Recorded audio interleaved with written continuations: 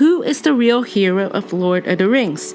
There are many heroes in the quest and the legendarium, but for the purposes of this analysis, the two characters, Frodo and Sam, in the novel, not the movie, will be discussed as they are usually the two characters that are debated upon who distinguishes himself as the hero of Lord of the Rings.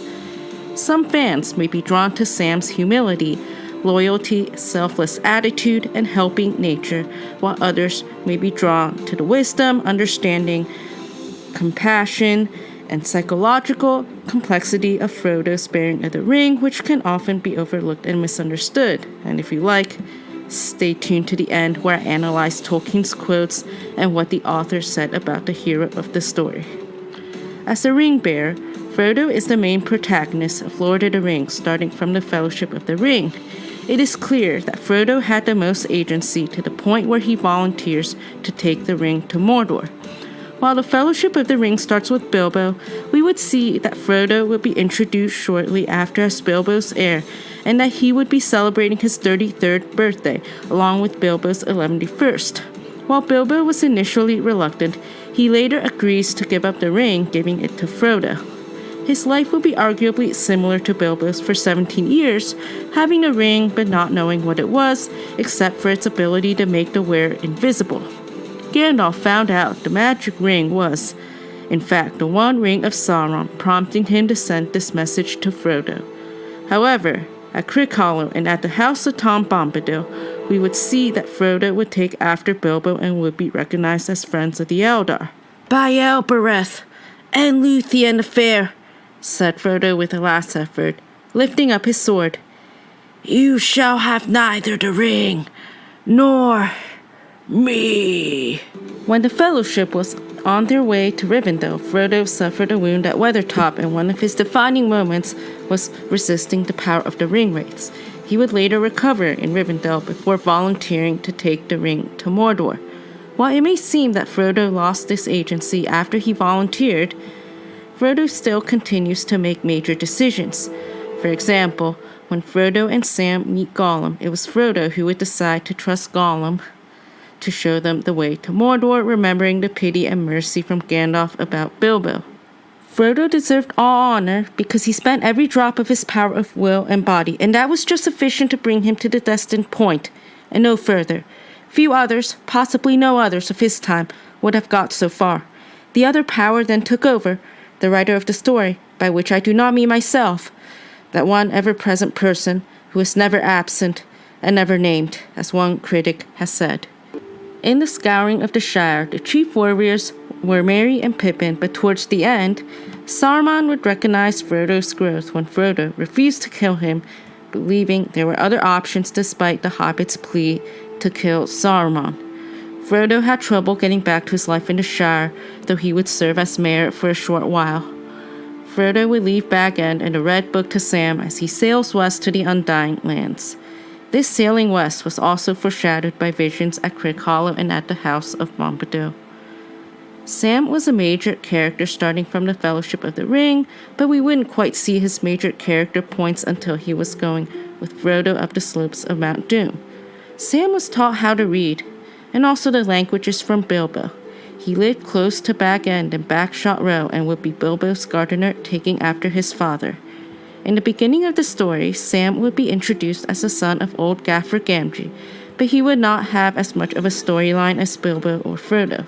Even at the end of the first chapter, it seemed that Frodo's best friends were actually Merry and Pippin, who come from arguably similar backgrounds.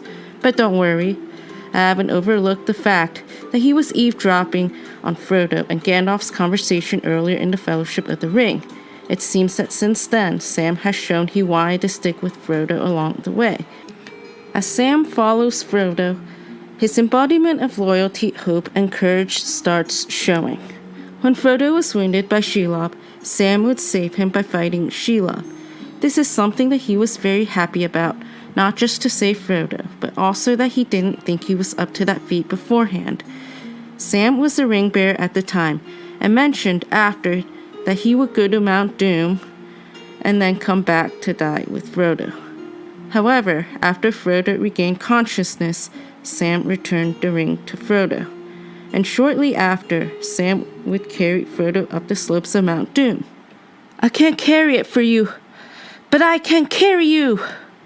After the fall of Sauron, Frodo and Sam would both be honored. Sam would wed Rosie and become the mayor of the Shire, an honor he would uphold a total of 7 times before his resignation.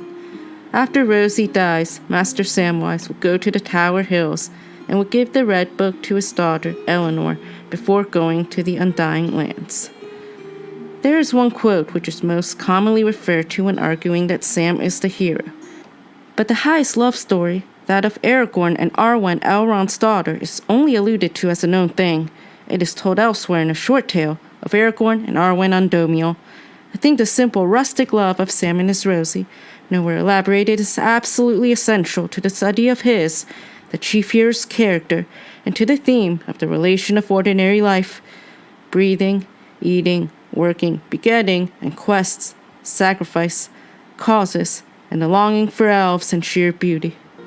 Note that the quote had a lot to do with Aragorn, and the context seemed to not be about heroism, but it could also very well be that Tolkien intended Sam or Aragorn to be major characters of Middle-earth.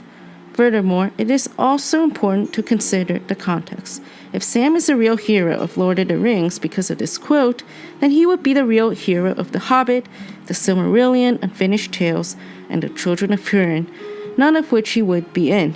However, at the end of The Silmarillion, Tolkien references Frodo and Sam as Frodo and his servant, implying the connection between them with Sam as his servant and Batman. For Frodo the halfling, it is said, at the bidding of Mithrandir, took on himself the burden, and alone with his servant he passed through peril and darkness, and came at last, in Sauron's, despite even to Mount Doom. And there into the fire where it was wrought he cast a great ring of power, and so at last it was made, and its evil consumed. Frodo and Sam's class difference seems to stem mostly from Tolkien's inspiration for the two characters. My Sam Gamgee is indeed a reflection of the English soldier of the privates and Batman I knew in the 1914 war, and recognized as so far superior to myself. Tolkien's phrase as this Batman, being far superior to myself, alludes to the ending, when Frodo eventually leaves his property in the Shire and personal belongings to Sam when he leaves Middle-earth. While both are morally heroic characters, Frodo is really the main character and the protagonist of Lord of the Rings, a story centered around the primary ring bearer and thus the hero of the story. Much like the other hobbits, Frodo and Sam were less susceptible to the ring as compared to elves, dwarves, or men, or even higher powers like Gandalf, who is a Maya. However, Frodo has proven time and time again that he was the only one who could have taken the ring to Mordor, evident by his wisdom and also showing pity to Gollum. Sam is also a significant character, but within the context of Lord of the Rings, he was mainly there for Frodo. Much like the rest of the Fellowship, he was the chief among them as the deuteragonist. Sam goes through his own set of changes, though he seems to remain consistent throughout the series, including the ending, even though it ends with him. After Frodo leaves Middle-earth, Sam goes back home to the Shire, much like Merry and Pippin, thus opening the door for a new story arc. Sam appeared more at the end because Frodo was growing weary of the ring's effect being the main wearer. Don't get me wrong, Sam saves Frodo and serves him, and such efforts are to be commended as well. Both Frodo and Sam go to the Undying Lands, but Frodo goes after the end of the Third Age, the time period of Lord of the Rings, while Sam lives much of his life in the Shire before sailing west much later. This might have suggested that while Frodo is the hero of Lord of the Rings, Sam is the hero of the Shire, which extends beyond Lord of the Rings, as referenced in Tolkien's letter.